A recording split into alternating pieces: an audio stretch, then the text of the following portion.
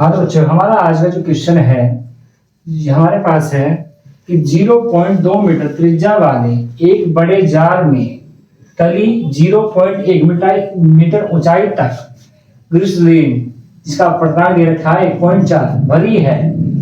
Jar की तली के बीच में एक छोटा प्रकाश स्रोत रखा है। ग्लिसरीन के तल पर वह क्षेत्रफल ज्ञात कीजिए जिससे प्रकाश बाहर निकलता है। तो ये हमारे पास क्या है, कक्षा 12 का क्या है, न्यूमेरिकल है। ये भाई बच्चों क्या है, डाउट है जो हमारे इस डाउट को आपको क्लियर करेंगे। तो हमारे पास सबसे पहले हम इस क्वेश्चन के अनुसार एक हम सबसे पहले 0 त्रिज्या का एक बड़ा जार ले लेते हैं। हमारे पास क्या है, ये हमारे पास 0.2 मीटर त्रिज्या का कोई जार है। ये हमारे पास क्या है, कोई जार है जिसमें क्या है, जिसमें 1 मीटर, ये कितना है, त्रिज्या कितनी है इसकी, 0.2 मीटर त्रिज्या क्या है, जार है, जिसमें क्या है 0.1 मीटर ऊंचाई तक क्या भरी है, ग्लिसरीन भरी है। ये यहां से मान लेते हैं क्या है, यहां तक, ये क्या है, यहां तक ग्लिसरीन भरी है, यहां से यहां तक, यहां से यहां क्या है, ग्लिसरीन भरी हुई है। इसकी जो ऊंचाई है वो कितनी है, हमारे पास 0.1 मीटर है। ठीक है बच्चों। उसके बाद जार की तली के बीच में एक छोटा सा प्रकाश स्रोत रखा है। अब जार की जो तली है हमारी है, इसके बीच में एक प्रकाश स्रोत है हमारे पास, ये यहाँ पे एस मान लेते हैं। प्रकाश स्रोत क्या है हमारे पास, ये एस है।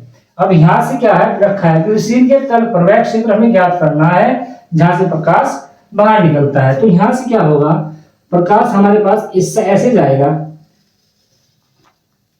प्रकाश जाएगा हमारे पास इस स्रोत से ऐसे, और ये वाला वो क्षेत्र है जिससे प्रकाश क्या है, बाहर निकलता है। ठीक है। तो यहां पे हम क्या करते हैं, लंब डाल देते हैं। उसके बाद अब ये त्रिज्या मान लेते हैं कि हमारे पास ये त्रिज्या कितनी है, आर है। ये त्रिज्या कितनी है हमारे पास, आर है। अगर हम इस त्रिज्या का मान निकाल लें तो हम ये बता सकते हैं कि जो प्रकाश निकलेगा वो कितने क्षेत्र से बाहर निकलेगा। तो हमें क्या करना होगा, सबसे पहले हमें आर का मान ज्ञात करना होगा। तो सबसे पहले जो हमें सवाल में दी गई चीजें हैं वो हमें लिख लेनी है। ये हमारे पास यहाँ पे क्या है, वायु है। वायु का अपवर्तनांक कितना होता है, 1 होता है। और अंदर यहाँ पे ग्लिसरीन का अपवर्तनांक हमें दे रखा है 1.4। तो हमें क्या करना है, सबसे पहले काम हमारा क्या है, यहां से आर का मान ज्ञात करना। तो बच्चों इस डायग्राम को देखकर आपको समझ गया होगा कि कैसे कैसे क्या हुआ है इसमें। उसके बाद सबसे पहले हमें क्या दिया गया है, आंसर क्या करेंगे इसका, आंसर में क्या है, ग्लिसरीन का क्या है, अपवर्तनांक। ग्लिसरीन का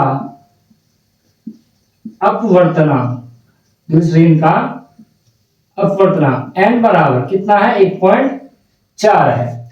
तो बच्चों क्या करना है, आपने पढ़ा है, और ये वाला कोण क्या होता है, क्रांति कोण होता है ये C। तो जितना इधर है इतना ही इधर होगा ये। ठीक है। तो हमारे पास ये क्या है, क्रांति कोण C है।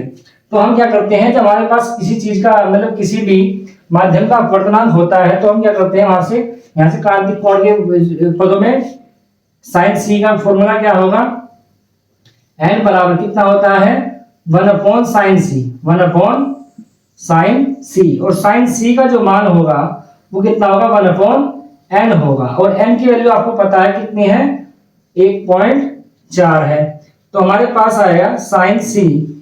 अब sin C का मान जो आएगा वो डिवाइड करके कितना आएगा बच्चों, 0.714 आएगा डिवाइड करके। ठीक है। तो हमारे पास क्या है, sin C का हमारे पास मान आ गया। अब आपको दिख रहा होगा इसमें, ये जो हमारे पास जो जिससे प्रकाश बाहर निकल रहा है, ये हमारे पास जो दिख रहा है आपको, ये समकोण त्रिभुज दिख रहा है। ये वाला देखो ध्यान से, ये वाला क्या है, यहां से यहां तक क्या है, समकोण त्रिभुज है। अब समकोण त्रिभुज में हमें अगर हम C की वैल्यू निकालनी हो तो हमें क्या होगा, हमारे पास एक तो क्या है, लंब है, और एक क्या हमारे पास आधार है। तो हम यहां लगाएंगे कि क्या, इस त्रिभुज को मान लेते हैं, हमारे पास ये बिंदु क्या है, S है, ये हमारे पास P है, ये हमारे पास O है, ठीक है। तो क्या करते हैं, त्रिभुज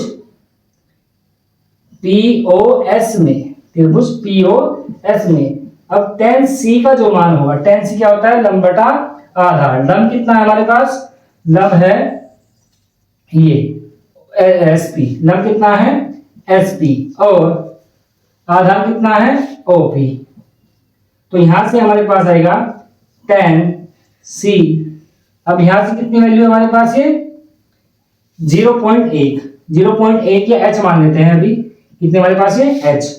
तो h अपॉन कितना आएगा, h upon r, h upon r। तो r की वैल्यू हम यहां निकालेंगे, तब कर लेते हैं r की वैल्यू। r बराबर किसके होगा, h tan c के होगा, h tan c के हो गए। आप इसे ऐसे भी लिख सकते हो, या r बराबर क्या लिख सकते हो, h upon n square minus 1 भी लिख सकते हो, ठीक है। और ये कैसे आता है ऐसे, ये भी देखते हैं अभी। तो हमारे पास है h tan c का मान h upon under root of n square minus 1 कैसे आता है।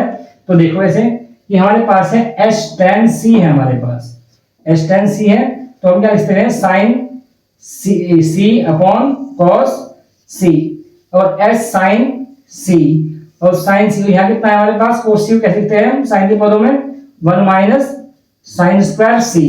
अब साइन c की वैल्यू कितनी है हमारे पास, 1 बटा n है, और यहाँ पे कितना है 1 बटा n स्क्वायर।